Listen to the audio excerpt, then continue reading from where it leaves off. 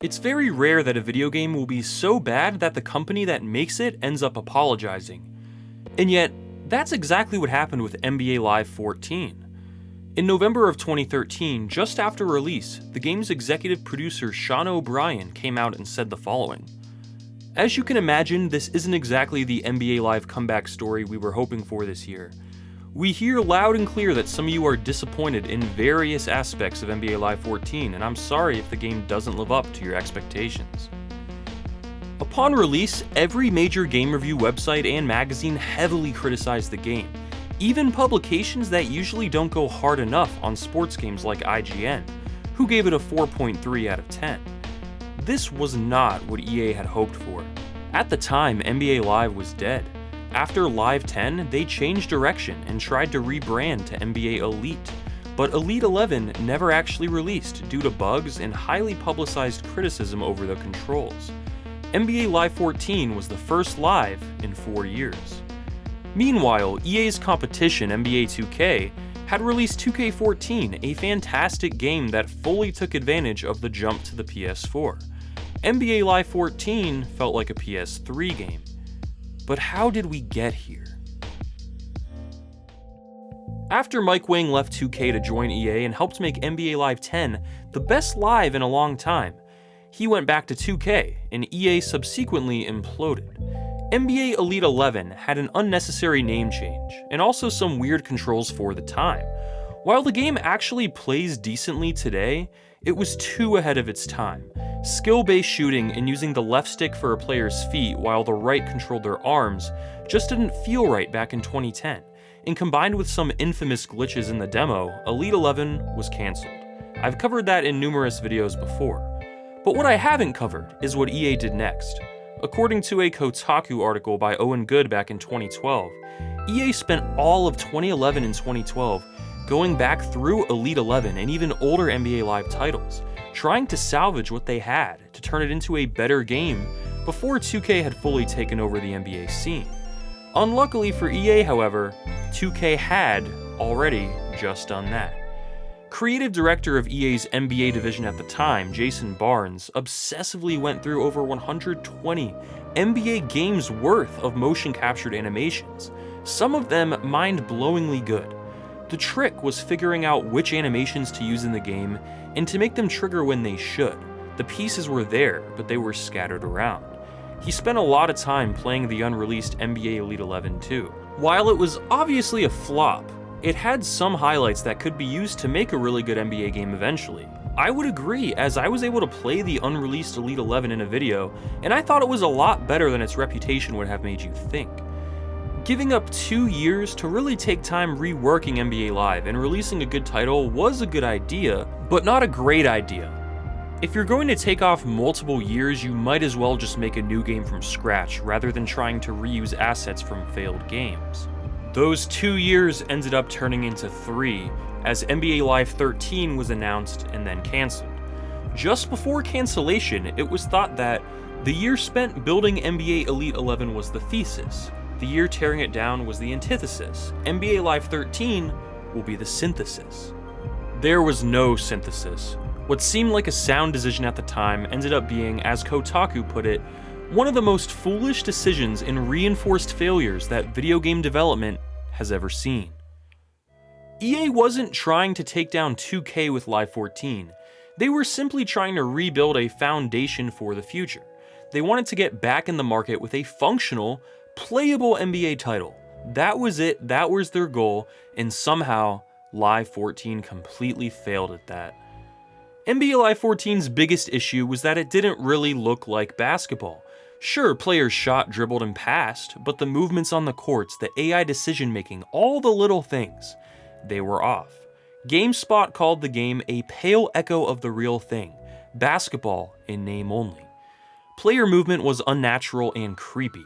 Look at how they are moving down the court, and then look at NBA 2K14. Why even bother with Live? The animations were clumsy and defied physics, with arms bending in weird ways, and your teammates just don't really move around. They would just stand there, basically making every possession an ISO. It reminds me of the Steve Nash coached Nets, but that's not a good thing. And not every team has KD, Kyrie, and James Harden. When you combine ugly graphics with artificial-looking animations and brain-dead AI, you get a terrible sports game. After reading about O'Brien talk about all the beautiful animations EA had for this game, what happened?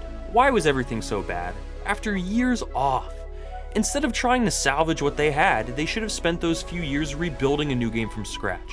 They wouldn't do that until Live 18, and it was far too late. Live 14 wasn't a very deep game either. Upon starting it up, 4 years since anyone had played an NBA Live, there wasn't even a tutorial or practice mode to help catch you up to speed. There was a franchise mode, but it was very bare bones compared to 2K. There was just nothing notable about it. You simply signed free agents, drafted rookies, then played a season and viewed stats. The career mode, unlike 2K, had no story or cutscenes or any of the behind-the-scenes real-life moments you'd find in My Career. You simply made a player with a very basic editor, played a rookie game, and based on your performance you'd get drafted either high or low, and then you would play through NBA games. Graphically, this game was a joke. It looks like a PS3 game. Meanwhile, 2K had released arguably the best looking sports game ever with 2K14. Look at this comparison once again, it's a joke. The only thing Live 14 had going for it was ESPN presentation and the live season mode. The presentation used ESPN broadcast packages and commentary from Mike Breen and Jeff Van Gundy, which at first seems pretty decent, but quickly you'll start hearing the same lines getting repeated, awkward timing, and the graphics are so ugly you don't even want to watch the replays. Like, how do you make Mike Breen sound bad? The announcers refer to players by pronouns and jersey numbers more than their actual names, like it's on the PlayStation 1. The live season mode was where you could complete challenges based on real-life performances in games, which was cool as it connected the game more to the real NBA. For example, if a player hit a game-winning buzzer beater in real life, after a few days it would be a playable challenge within this mode. Kinda cool. Beyond that, there was nothing redeemable about Live 14. In my opinion, the unreleased Elite 11 runs laps around it, which is crazy. What people assume NBA Elite 11 is what NBA Live 14 was. This was an all-time fumble. NBA Live became a joke mostly because of Live 14. Had Elite 11 been the only stumble along the way, and EA bounced back after a few years off with a solid title, the series might have had a chance. Sure, EA eventually released a passable, credible game with Live 18 and 19, but the consumer's perception of Live was so tarnished that those games failed to meet sales goals. EA trying to salvage what they already had led to an abomination that they couldn't recover from, allowing 2K to become the undisputed NBA game. In 2024, EA hasn't even bothered with basketball outside of mobile games in 6 years. And 2K, owning the entire market, is now free to hyper-monetize their games and suck the wallets of their consumers dry. Because what else are they gonna do, go play NBA Live? You can blame EA in a way for 2K becoming worse over the years. With no competition, corporations get cocky and start looking for more and more ways to maximize profits and maintain long-term success. Had Elite 11 been given just a bit more time, had Mike Wang never left EA, had Live 14 been built from scratch, maybe things would be different. So many what ifs, so few good basketball games since. Think about it. The best 2Ks are considered 2K11, 12, 14, 16. It wasn't until NBA Live truly died that 2K started shoving microtransactions and pay-to-win mechanics down our throats. NBA Live 14 was the worst NBA Live ever. Not only was it the worst game in the series, it also essentially killed the series. I can't help but wonder, however, if Madden would have had the same fate had 2K still been able to make NFL games. Because when I hear that Live 14 was a pale echo of the real thing, basketball in name only, that's how I feel about Madden's replication of football. I think the lesson here is that EA lost their touch making sports games a long time ago, and 2K is loving it as their profits rise every year, and we, the consumers, all lost in the end. Thanks for watching.